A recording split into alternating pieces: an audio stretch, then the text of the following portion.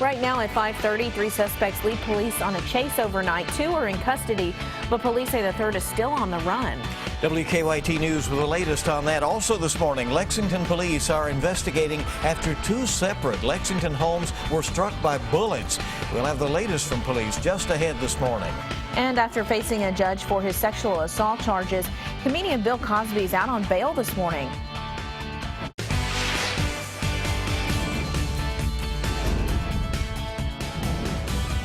This is WKYT This Morning. Good morning. Welcome back in to WKYT This Morning. We're glad you're with us. New Year's Eve, bright and early. I'm Bill Bryant. And I'm Rebecca Smith. Start thinking about those resolutions if you happen to be one of the people making them. I just know I'll break it. So, I don't even bother. And we were talking about if you're up this early, will you still be up at midnight? Or how many are going to take a long nap? How many are just going to, say, well, New Year's happened. It's the new year. Yeah. Well, if you like to take a nap in the cold weather, I guess, Micah, people will be in luck there. Yeah, that's what we would be doing if we stayed up later on tonight, just napping outside or inside somebody's party room. We would just be the odd ones out. 41 degrees there in Corbin, 36 now in Lexington. Cooler air is sliding on in. You will feel it today. We slide throughout the morning hours with some drizzle here and there. We get into your afternoon. Chilly day in store with some clouds laying around, but maybe even seeing some peaks of sunshine later on this afternoon. It won't be for everybody, but mostly cloudy expect. You better turn that heat up. It lasts throughout the next few days as it looks like that colder air just kind of settles on in. Do we ever see snow in the forecast? What about our 7-day? I'll have that in just about 10 minutes. All right, thank you. We have a lot going on in the news now. Yeah, well, it was a very long night for police after 3 suspects led them on a chase that ended near downtown Lexington. Police say it all started after 3 men were flagged driving a stolen car. Officers tried to pull them over, but they say the men then took off, and then police have caught up with 2 of the men, but there's a third still on the loose. Let's go out to WKYT's Victor Puente live with details from this news from overnight. Victor? Police are still searching for the third man involved in this chase. They say one of the other 2 men that they arrested accidentally shot himself while running from police. It started on Terrace View when police say they identified a stolen vehicle and tried to pull it over. They say the driver refused to stop and struck a cruiser while running from them. That officer wasn't injured, and the supervisor called off the chase, instead setting up a search of the area. The car was spotted on Red Mile Road, and police say the 3 men inside took off on foot, running across the Red Mile racetrack. They caught one of the men at Curry Avenue in Angliana. K-9 units tracked a second person, and police say as they went to arrest him, he wouldn't show his hands. They believed he may have been armed, so they released the dog on him, and that dog bit him. They say when they began searching the man, they found that he didn't show his hands because he had shot himself in the hand and grazed his stomach. They say he told them where he'd hid that gun. They were able to locate it. Now, police are still searching for the third person from that car. They haven't released the names of the 2 men that they did arrest or the charges that they're facing. Live in Lexington, Victor Puente, WKYT. Thank you very much. And also new this morning, police are investigating after 2 Lexington homes were shot at. Police were initially called to Alumni Drive last night after a bullet was fired into an apartment. 2 people were inside at the time, but police say neither was injured. And while officers were filing a report about that, they say they heard more gunshots nearby. Shortly after, police received a report of an apartment being hit by bullets on Mount Tabor Road. The people living there told police that a verbal dispute had broken out between 2 people and someone started firing shots. Police say nobody was injured in that incident. Investigators say it is unclear if the shootings are related at this point. A Whitley County Sheriff's deputy was involved in a crash on his way to a call. Happened late yesterday afternoon on Deep Branch Road off Highway 92 near Williamsburg. Whitley County Sheriff Colin Harrell says the deputy, who's also his son, was involved in a head-on collision. The deputy was taken to the hospital as a precaution, but he was not seriously injured. The sheriff says the other driver wasn't injured. Police have arrested a man who they say has been breaking into a Woodford County animal clinic. Police arrested 25-year-old Donnie Sparks in Rockcastle County last night, just hours after the Woodford County Sheriff's Office obtained a warrant for his arrest. In the last few weeks, the Midway Small Animal Clinic has reported multiple burglaries. Surveillance video shows the burglar getting into the clinic through a window and then going through some desk drawers. Workers believe whoever was responsible was looking for money.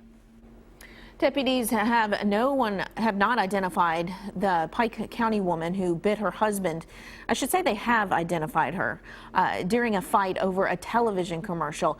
The Pike County Sheriff's Office charged Brandy Lester with assault. They say Saturday night she and her husband got into an argument over whether the person they saw in a commercial was actress Hilary Duff. Deputies say Lester then bit her husband on the chin. I've had a lot of crazy calls in my time, but this one is kind of up there. It's a little strange, right? Lester's husband wasn't seriously injured. They say Lester blamed the argument on not having enough space, whatever that means. And still the question remains whether it was Hilary Duff, I guess. 5:36 on WKYT this morning. After being arraigned on sexual assault charges in Pennsylvania, comedian Bill Cosby is free on bail this morning. Many women have accused Cosby of sexually assaulting them, but this is the first criminal case against him. Cosby made no comment as he left the court yesterday afternoon. He was released on a $1 million bail. Cosby is accused of drugging and sexually assaulting a former Temple University employee nearly 12 years ago. The reaction of the victim, frozen, paralyzed, unable to move. A person in that state cannot give consent. The decision to charge Cosby came just days before the statute of limitations in the case would have run out. Prosecutors cited evidence from a 2005 deposition that was unsealed over the summer. In it, Cosby admitted giving women drugs. In a statement following yesterday's arraignment, Cosby's lawyers say they are planning a vigorous defense. A federal grand jury has indicted a friend of one of the shooters in the San Bernardino, California terror attack. 24-year-old Enrique Marquez has been indicted on charges including conspiring in attacks that were not carried out and also making false statements. Police say he bought the guns later used in the attack earlier this month. Marquez has not entered a plea. Yesterday afternoon, the Cleveland NAACP made its demands following the grand jury decision not to prosecute two officers in Tamir Rice's death. They are asking people to protest. The group also wants the prosecutor to release the full transcripts of the grand jury proceedings.